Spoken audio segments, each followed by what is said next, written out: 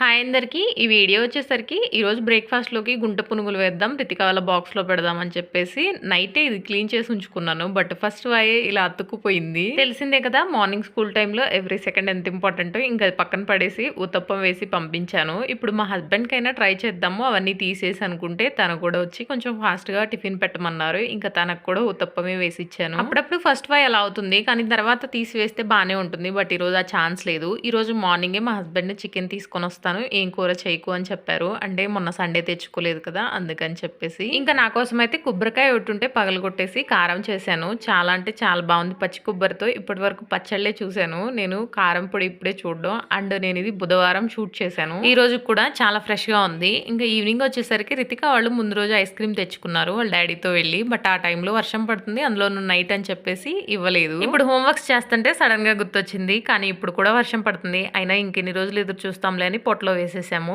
Evening అయ్యేసరికి బాగా చలిగా ఉంది, మ్యాగీ చేసుకోవాలనిపించింది. ఈ రోజు నాకు అర్థమైన విషయం ఏంటంటే, బాగా చల్లగా ఉన్నప్పుడు వేడిగా మ్యాగీ చాలా బాగుంటుందని. ఈ వీడియోకి ఇంతే. వీడియో నచ్చితే లైక్ చేయండి.